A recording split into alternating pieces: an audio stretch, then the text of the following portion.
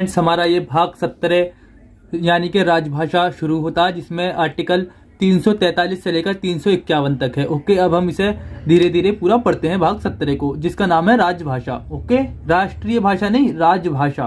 Okay friends, सबसे पहले हम देखते हैं कि इसमें 22 भाषाओं का उल्लेख है 8वीं अनुसूची के अकॉर्डिंग। ओके, 8वीं अनुसूची में संविधान के द्वारा मान्यता प्राप्त भाषा की चर्चा है। हमारे मूल संविधान में 8वीं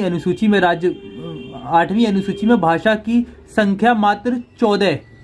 अब ये देख लेते हैं कि कौन कौन सी थी 8वीं अनुसूची में, कितनी थी? 14 थी। हिंदी, संस्कृत, उर्दू, असमिया, उड़िया, बांग्ला, मराठी, गुजराती, पंजाबी, कश्मीरी, कन्नड़, मलयालम, तमिल और तेलुगु।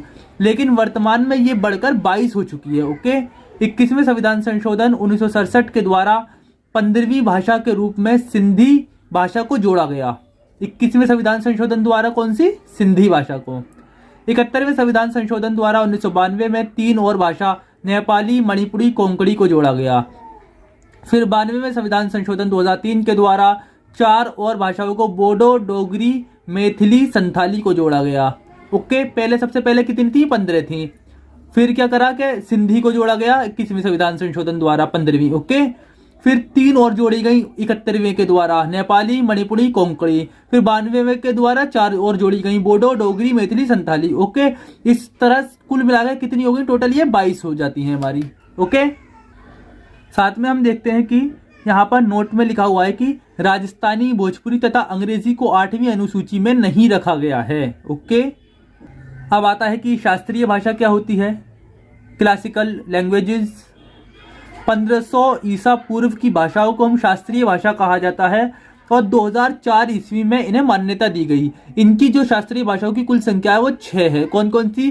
कन्नड़, तेलुगु, तमिल, मलयालम, उड़िया, संस्कृत। ओके, कन्नड़, तेलुगु और मलयालम को संयुक्त रूप से द्रविड़ भाषा कहा जाता है। द्रविड़ भाषा कैसे कहा जाता है?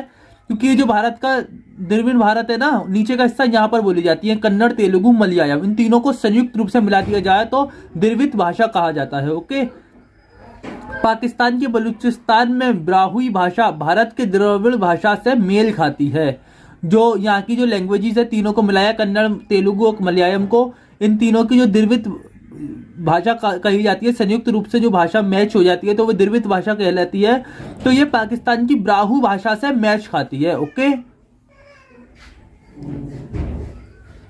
अब हम देखेंगे कि भारत में 1652 से अधिक भाषाएं बोली जाती हैं। कितनी? 1652 से अधिक। लेकिन 63 से अधिक विदेशी हैं, जिनमें भारत में 1652 से अधिक तो भाषाएं बोली जाती हैं और जिनमें 63 से ज्यादा भाषाएं जो हैं वो विदेशी हैं। इस कारण भी भारत को विविधताओं का देश कहा जाता है। किसी देश को मजबूती प्रदान करने व एकता में बांधे जाने के लिए यह अति आवश्यक है कि उस देश में सर्वमान्य एवं सर्वसुलभ संपर्क की भाषा होनी चाहिए। 46% से अधिक लोग भारत के अंदर हिंदी बोलते हैं। हिंदी का जो प्रयोग है भारत के 9 से अधिक राज्यों जैसे उत्तर प्रदेश, उत्तराखंड, मध्य प्रदेश, छत्तीसगढ़, बिहार, झारखंड, राजस्थान, हरियाणा, हिमाचल प्रदेश एवं दिल्ली में बोलचाल तथा सरकारी कामकाज में सफलतापूर्वक सरलता से किया जाता है। 9 से अधिक राज्यों में। तो भारत में 46% से अधिक लोग क्या करते हैं? हिंदी बोलते हैं। ओके, तो भारत में 1652 से अधिक भाषाएं बोली जाती है, जिसमें से 63 से ज्यादा लैंग्वेजेस जो है वो विदेशी हैं। ओके, अब यहाँ पर पॉइंट ऑफ व्यू में देखते हैं। मुंशी आयंगर फॉर्मूले के अंतर्गत 14 सितंबर 1949 ईस्वी को हिंदी को राजभाषा का संवैधानिक दर्जा प्राप्त हुआ। इसी कारण 14 सितंबर को हिंदी दिवस मनाया जाता है। ओके, संविधान सभा में राजभाषा के प्रश्न पर बहस 11 से 14 सितंबर 1949 तक चली। इस दौरान हिंदी के पक्ष में अपार जन समर्थन को देखते हुए संविधान सभा की नियम समिति ने हिंदी के पक्ष में ही फैसला दिया। ओके, अब हम यहाँ पर देखते हैं कि खान सर ने भी अच्छे से इस चैप्टर को यानी कि भाग को अच्छे से लिया है, तो हम इसे एक बार और पढ़ लेते हैं। भाग 17 राजभाषा, ये 343 से लेकर 351 तक आर्टिकल्स हैं। राष्ट्रभाषा और राजभाषा में डिफरेंस क्या है? राष्ट्रभाषा और राजभाषा। ओके, तो राष्ट्रभाषा देश की सबसे लोकप्रिय भाषा जो होगी, देश की जो सबसे लोकप्रिय भाषा होगी वो तो राष्ट्रभाषा कहलाएगी, नेशनल लैंग्वेज। जैसे कि हिंदी है, इंडिया के लिए और उर्दू पाकिस्तान के लिए। ओके, अब आती है एक राज्य भाषा। राज्य भाषा यानी कि स्टेट लैंग्वेज, राज्य की सबसे लोकप्रिय भाषा। ये हर राज्य की लोकप्रिय भाषा अलग अलग हो सकती है। जैसे महाराष्ट्र में मराठी बोली जाती है, गुजरात में गुजराती और बिहार में हिंदी। ओके, इस तरीके से आपके माइंड में आई होगी कि राष्ट्रभाषा और राज्य भाषा में अंतर क्या। राष्ट्रभाषा जो पूरे देश की लोकप्रिय हो, जैसे भारत के लिए हिंदी है और पाकिस्तान के लिए उर्दू है। और राज्य भाषा जो राज्य के लिए सबसे लोकप्रिय हो, जैसे महाराष्ट्र के लिए मराठी है, गुजरात के लिए गुजराती है, हिंदी बिहार के लिए है। ओके, अब आता है कि राजभाषा। राजभाषा यानी कि ऑफिशियल लैंग्वेज या दरबारी बोली भी बोल सकते हैं हम। संघ की राजभाषा हिंदी है और सहायक राजभाषा जो है वो इंग्लिश है। और राज्य की राजभाषा नागालैंड की इंग्लिश है, बिहार की हिंदी है। आपने यहाँ पर देखा संघ का जो यूज हुआ है वो पूरे नेशनलिटी के लिए किया गया है, पूरे भारत के लिए किया गया है। और यहाँ जो राज्य का यूज किया गया है वो जैसे कि उत्तर प्रदेश, बिहार, इनके लिए, राज्य के लिए किया गया है। ओके, अब हम देखेंगे कि राजभाषा यानी कि ऑफिशियल लैंग्वेज के बारे में पूरी तरीके से। जैसे आप देख सकते हैं कि मैंने यहाँ पर ट्रिक भी लगा रखी है पूरे जो आर्टिकल्स हैं उन्हें याद करने के लिए, लेकिन आर्टिकल्स मैंने अभी पढ़े नहीं है तो ये ट्रिक बाद में पढ़ूंगा। पहले मैं यहाँ पर राजभाषा यानी कि ऑफिशियल लैंग्वेजेस को पढ़ लेता हूँ। इसे दरबारी भाषा भी कहा जाता है। जिस भाषा में कामकाज या पेपर वर्क किया जाता है उसे राजभाषा कहा जाता है। संघ की राजभाषा अलग है, राज्य की राज्य भाषा अलग होती है। ओके, 14 सितंबर 1949 ईस्वी को आयंगर फॉर्मूले के आधार पर हिंदी को देश की राजभाषा घोषित कर दिया गया। इसी कारण 14 सितंबर को हिंदी दिवस मनाया जाता है। हिंदी को राष्ट्रभाषा सर्वप्रथम नर्मदा जी ने कहा था। हिंदी को राष्ट्रभाषा सर्वप्रथम नर्मदा जी ने कहा था। हिंदी को राजभाषा की मांग सर्वप्रथम बाल गंगाधर तिलक ने की थी। भारत में यहाँ पर 44 लिखा हुआ है, पीछे मैंने पढ़ा था 46% लोग हिंदी बोलते हैं। रिमार्क में देखते हैं, संविधान हिंदी को राष्ट्रभाषा घोषित नहीं करता, लेकिन हिंदी को राजभाषा यानी कि ऑफिशियल लैंग्वेज घोषित करता है। ओके, अब हम आर्टिकल्स को पढ़ना शुरू करते हैं। जैसे कि आर्टिकल हमारा 343 है। यहाँ पर क्या दिया हुआ है कि इस भाग 17 में 343 से 351 तक दे रखे हैं आर्टिकल्स। ओके, आर्टिकल 343 कहता है कि संघ की राजभाषा हिंदी को घोषित किया गया। संघ की राजभाषा हिंदी को घोषित किया गया, लेकिन यह आर्टिकल 343 का एक है। तो हमारा 343 क्या है कि संघ की राजभाषा हिंदी को घोषित किया गया। इसी में 343 में ही यह कहा गया है कि देवनागरी को संघ की लिपि माना गया है, लेकिन जो शासकीय रूप में संख्याएं यूज होंगी वो अंतर्राष्ट्रीय रूप में, मतलब कि जो पूरे दुनिया में जो यूज होती हों वो अंतर्राष्ट्रीय रूप में होंगी, जैसे कि 1, 2, 3। ओके, साथ में अब 343 का 2 क्या कहता है कि संविधान लागू होने के 15 वर्ष तक सब कुछ जो होगा वो इंग्लिश में होगा। आर्टिकल 344 कहता है कि इसमें राष्ट्रभाषा के संबंध में आयोग तथा संसद के समिति की चर्चा है। क्या है? राजभाषा के संबंध में आयोग बनाने और संसद की समिति की चर्चा है। प्रथम राजभाषा आयोग के अध्यक्ष बाल गंगाधर खेर थे, जिन्हें हम बीजी खेर भी कहा जाता है। ओके, 345 में कहा गया, आर्टिकल 345 में, कि राज्य की परिभाषा एवं राजभाषाओं की चर्चा है।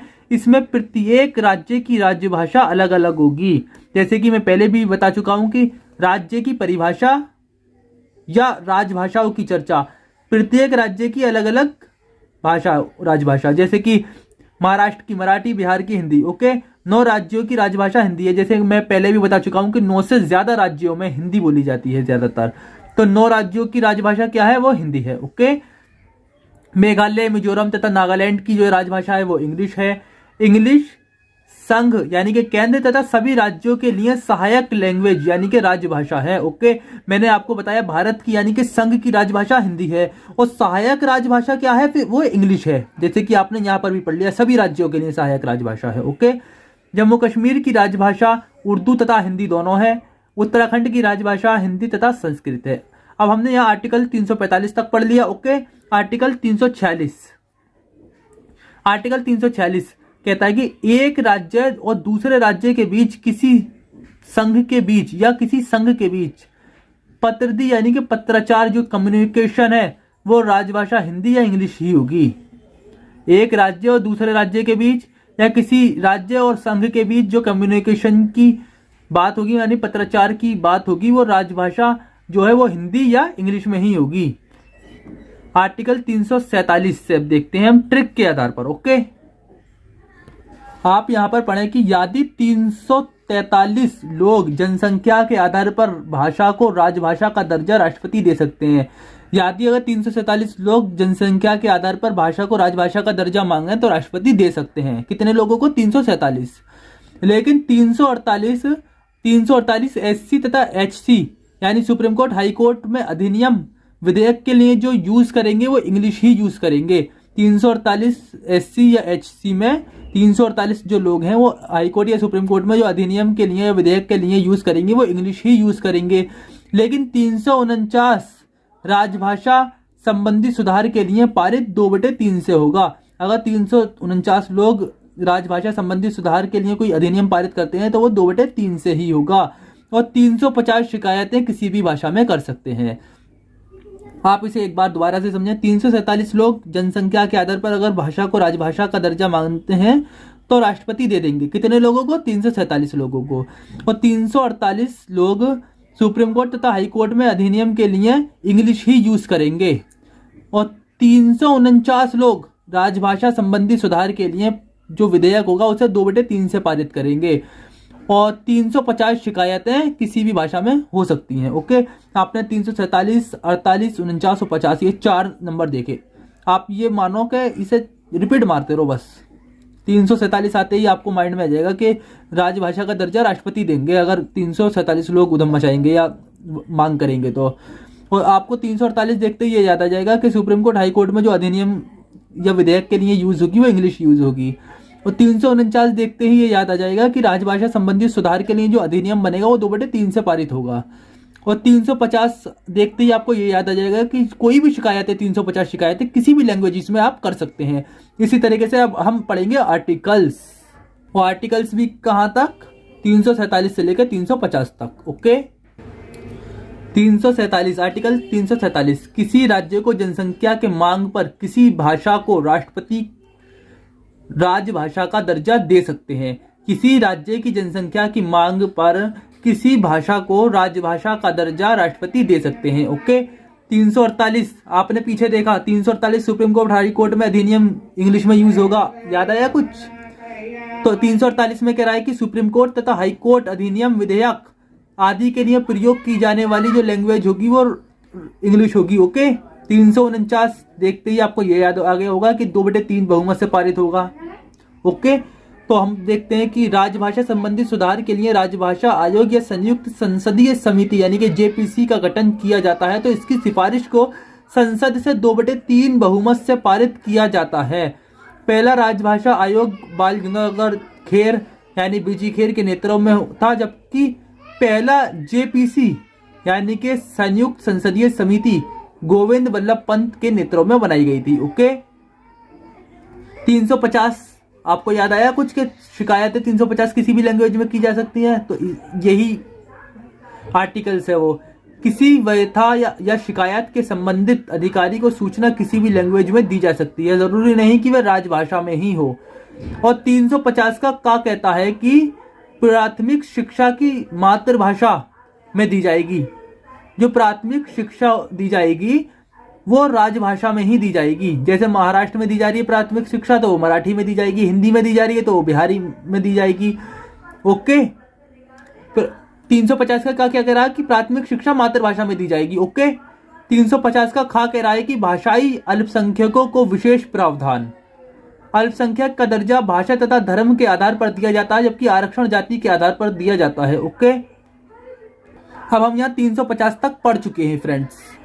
351 में कहता है कि हिंदी भाषा का विकास करना सरकार का कर्तव्य होगा। 351 में कहता है कि हिंदी भाषा का विकास करना सरकार का कर्तव्य होगा।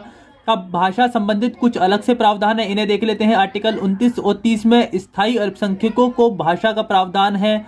120 आर्टिकल 120 में कहा गया कि संसद में केवल हिंदी या अंग्रेजी भाषा का ही प्रयोग होगा। आर्टिकल 210 के अनुसार विधानमंडल में इंग्लिश या उस राज्य की राजभाषा, जैसे महाराष्ट्र में है विधानमंडल तो मराठी यूज कर सकते हैं। ओके फ्रेंड्स, आप देख सकते हैं मैंने एनसीईआरटी से लिया है राजभाषा आयोग यानी कि ऑफिशियल लैंग्वेजेस कमीशन और संयुक्त संसदीय समिति। हम इनके बारे में देखते हैं। सबसे पहले देखते हैं हम राजभाषा आयोग यानी कि ऑफिशियल लैंग्वेज कमीशन।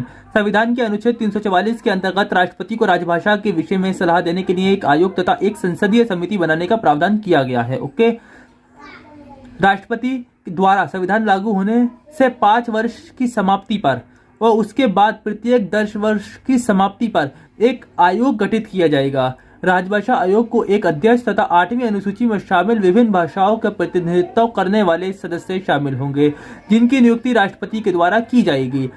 इस प्रकार राजभाषा आयोग में अध्यक्ष के अतिरिक्त 22 सदस्य होंगे, क्योंकि 22 ही तो भाषा लैंग्वेजेस है हमारी। अध्यक्ष के अतिरिक्त 22 सदस्य होंगे। राष्ट्रपति डॉक्टर राजेंद्र प्रसाद के द्वारा जून 1955 ईस्वी में प्रथम राजभाषा आयोग का गठन किया गया, जिसके बीजी खेर की अध्यक्षता में। ओके, अब देखते हैं संयुक्त संसदीय समिति। संविधान के अनुच्छेद 344 में तो राजभाषा संबंधी इस राजभाषा आयोग की चर्चा है और 344 के 4 में संयुक्त संसदीय समिति की चर्चा है। संविधान के अनुच्छेद 344 के 4 के अंतर्गत राजभाषा आयोग की अनुशंसा पर विचार करने के लिए एक संयुक्त संसदीय समिति का गठन किया जाता है। इस समिति में 30 सदस्य होते हैं। इनमें 20 लोकसभा के होंगे, 10 राज्यसभा के। इनका चयन लोकसभा सदस्य तथा राज्यसभा सदस्य द्वारा एकल हस्तांतरणीय मत द्वारा अनुपातिक प्रतिनिधित्व प्रणाली से होगा। समिति का यह उत्तरदायित्व होगा कि केंद्र के प्रशासनिक उद्देश्यों के लिए हिंदी का प्रयोग की दिशा में हुई प्रगति की समीक्षा करें। तत्पश्चात राष्ट्रपति को एक रिपोर्ट सौंपें जिनमें अनुशंसाएं हो। राष्ट्रपति इस रिपोर्ट को संसद के पटल पर रखवाएंगे और सभी राज्य सरकारों को प्रेषित करेंगे। राष्ट्रपति रिपोर्ट के विचार के उपरांत और राज्य सरकारों के विचारों पर गौर करने के बाद पूरी रिपोर्ट या उसके कुछ अंशों पर निर्देश जारी कर सकते हैं। प्रथम राजभाषा संयुक्त समिति वर्ष 1957 ईस्वी में पंडित गोविंद बल्लभ पंत की अध्यक्षता में गठित की गई थी। ओके, अब सबसे पहले यहाँ पर देखें कि 6 भाषाओं को शास्त्रीय भाषाओं को दर्जा प्राप्त है शास्त्रीय भाषा का। ओके, तमिल 2004 में मिला, संस्कृत को 2005 में, तेलुगु को 2008 में, कन्नड़ को 2008 में, मलयालम को 2013 में और उड़िया को 2014 में। ओके, महत्वपूर्ण तथ्य में देखते हैं कि गुजरात के महान कवि श्री नर्मदा जी ने सर्वप्रथम हिंदी को राष्ट्रभाषा बनाए जाने का विचार प्रस्तुत किया था। 1918 ईस्वी में बाल गंगाधर तिलक ने हिंदी भाषा को भारत की राजभाषा होने की घोषणा की थी। संविधान सभा द्वारा अंगीकृत संविधान हिंदी में न होकर केवल इंग्लिश लैंग्वेज में था। भाषा के आधार पर गठित होने वाला पहला राज्य आंध्र प्रदेश था। भारत के जम्मू कश्मीर राज्य में उर्दू को प्रथम राजभाषा का स्थान प्राप्त है। मेघालय, मिजोरम, नागालैंड की राजभाषा इंग्लिश है, लेकिन यह भारतीय संविधान की 8वीं अनुसूची में शामिल नहीं है। 96वें संविधान संशोधन विधेयक 2011 द्वारा उड़िया भाषा को नाम बदलकर ओडिया कर दिया गया। उड़िया भाषा का नाम बदलकर ओडिया कर दिया गया। 58वें संविधान संशोधन के द्वारा अनुच्छेद 394 के ए जोड़कर संविधान का हिंदी भाषा में अनुवाद उपलब्ध कराया गया। ओके, इस तरीके से हमारा राजभाषा का जो भाग है वो हमारा खत्म हो जाता है। अब हमारा अगला भाग चलेगा। ओके।